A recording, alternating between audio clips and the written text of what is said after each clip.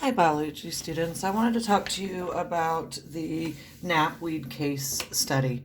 I realize there's a lot of paperwork. I usually would do this in groups and we divide and conquer. So today I'm going to work with you on the questions and the analysis part. And then the part that I want you to turn in, which I moved the due date to next Wednesday, is the paper writing part or making your own management based on this information. What plans do you think are best?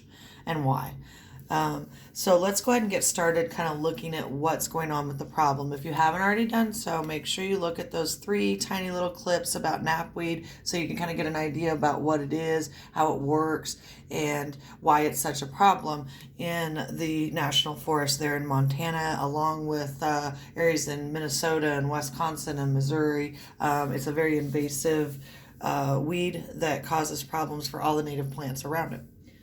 So let's first take a look at some of the things that we're initially looking at. So if you read part 1, the first article, you can kind of see what's going on. I have talked to several of you about the stakeholders. Those are the people that it just affects, and the people that are involved with this management plan. So the people that you kind of need to have on your side or convince or think about their perspectives. And I did talk about the forest department and the ranchers to a few of you, but there's also things like the Montana government involved, landowners around the National Forest Service.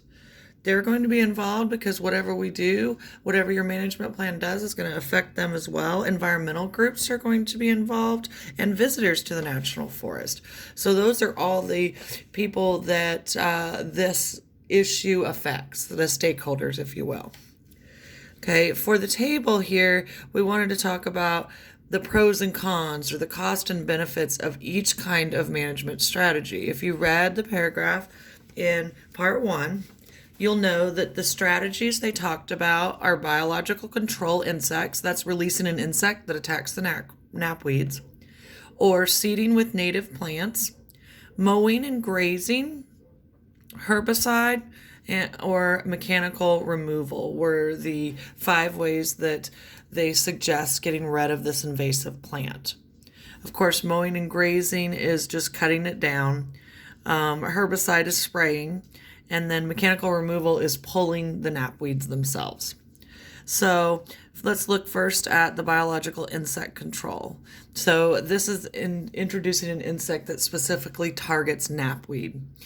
One of the things or the problem with it is it takes some time for the introduced population of insect to grow. They could become invasive or affect other food webs that we're not really aware of. There could be other things down the line that it could affect.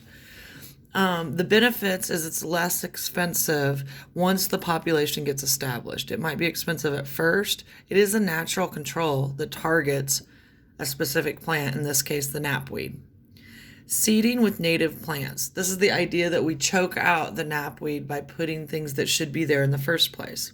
One of the problems is it's expensive because it costs multiple treatments. We have to have the seeds themselves, the labor to put it in, and then it sometimes is going to require several treatments. The benefit is that it will restore native plants to the area. Mowing and grazing. This removes resources from the system. It also affects non-targeted plants because you're basically just mowing the whole field down. It does not remove the whole plant. You still have the roots and part of the seam, so it can still come back. The advantage, though, is it's much faster than the mechanical. It can stop the spread if we mow a patch of knapweed instead of letting it go to seed and things of that nature. All right, herbicide is spraying. It can be expensive. It may require multiple treatments. We'll look at some graphs later to tell you that. It can affect other broadleaf plants besides just knapweed. The benefits is it is very fast. It gets a hold of the knapweed problem very quickly. Mechanical removal is pulling. When I was a kid, we would go through the bean fields and we would pull horseweeds out of beans. We brought sacks with us. We put them all inside a sack to make sure we got all the seeds, all the parts of it, to make sure that the horseweeds did not come back. There is a huge amount of time that it takes to do that. It does, however, target the plant and remove the whole plant. After several years of being paid to pull horseweeds out of beans, Dad did not have fields where horseweeds came up in the beans. All right. So number 3 is asking you to design an adaptive strategy management plan for them to start treating this infestation and determine what the best plan is. So let's take a look at these sorts of things.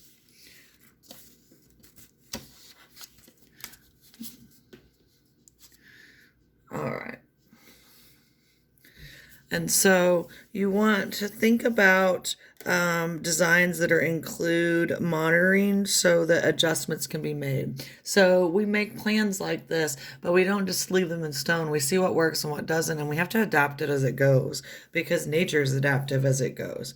You need to make sure that you have independent variables and are comparing 2 of the possible methods: biological controlled seeding, mowing, herbicide, mechanical removal.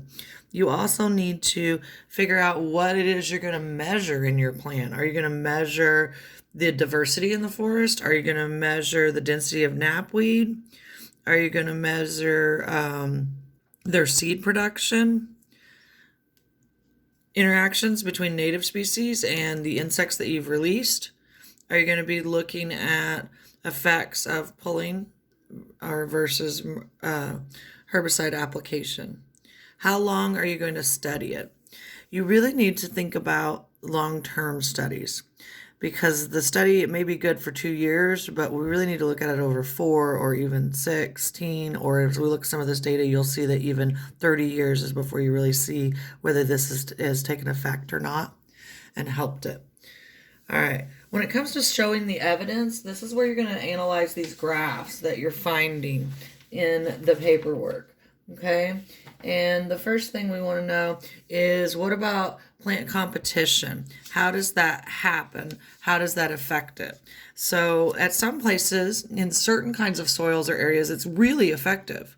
However, there are other places that it isn't. We need to kind of figure out why that is or what's going on and look at those controls. What about introducing the insect?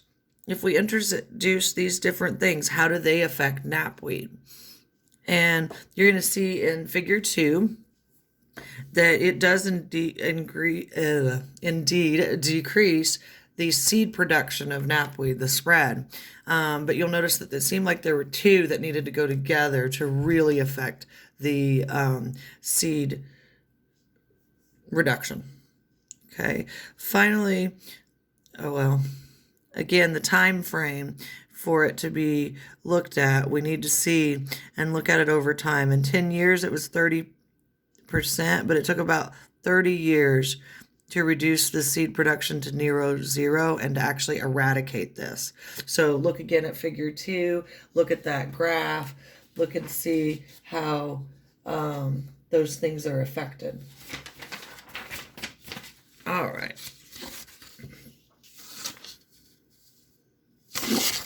Okay.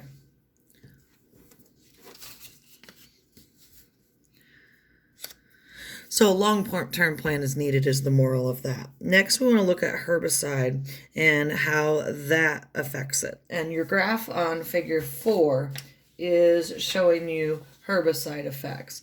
The graph is a little different. What you're looking at is the solid, the clear bar is the species richness. If herbicide is applied only once, is a striped bar. If it's applied twice, it's the other. And you're comparing it to the original untreated bar, the white starred bar, to see how it affects those things. And so you can see that doing 2 treatments worked a lot better, had been applied, and at first it declined other species, but they did seem to recover from 4 to 16 years. All right, So comparing and contrasting figures 4 and figures 5 and looking at the idea that we need to have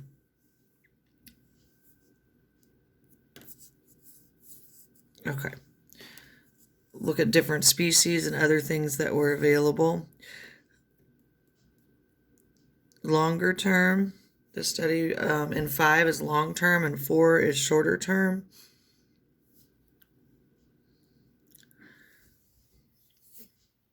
And so this is if we were comparing, yeah, the two different things and how does it look? Grazed versus ungrazed. If you're thinking about grazing as your method, you should focus in on that one. All right, should students compare? You need to compare the dependent variables to invasive flower production, invasive biomass production. So this is the things that you could measure. The seed production, the species richness, and plant species abundance. They measure how well the treatment worked and what was going on.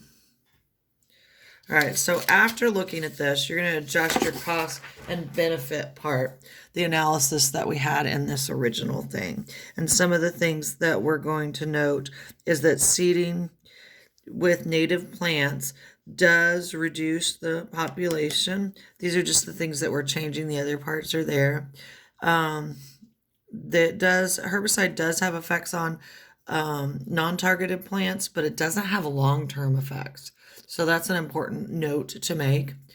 It's fast. It will reduce the invasive within 4 years, unlike some of these others. The mechanical removal had time commitment and did target specific plants.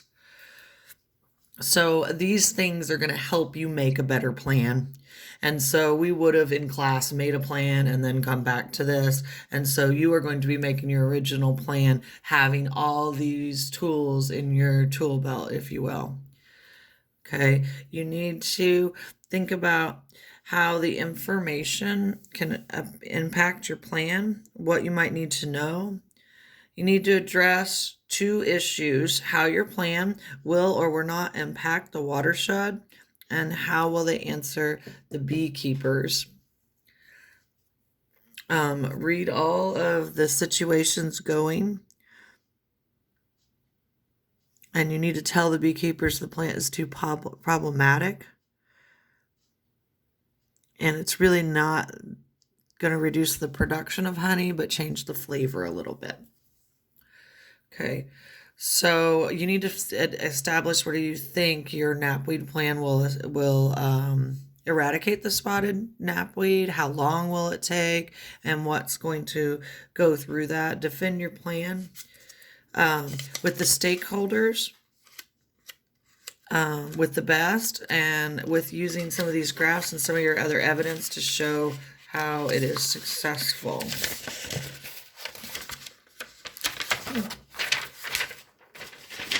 I have one more. Okay. So when it comes to your writing assignment, this is the part I want you to turn in. In the writing assignment, you're going to come up with a plan that utilizes 2 or more of the solutions that have been discussed here. Okay, you're going to want to do several things and include, again, 2 to 3 are compared. You're going to talk about variables, how you're going to measure it, how long you're going to do it, and if it will be eradicated. You need to justify and explain how these things will be affected and how the overall plan will help. And how you could adjust the plan if needed based on results when you start to do your results. You need to identify the stakeholders, whether it's the environmentalist or the forest department, how you're going to deal with people that live next to the forest in your 2-page minimum paper. And that is going to give you plenty. Please let me know if you have further questions. Please go ahead again, reread the study, look over this again, and make sure that you come up with a plan that you think will work best and that you can justify why. and then you're going to turn in just this writing portion, and it's not due again until next Wednesday. Thanks, guys, and have a great day and keep up the great work.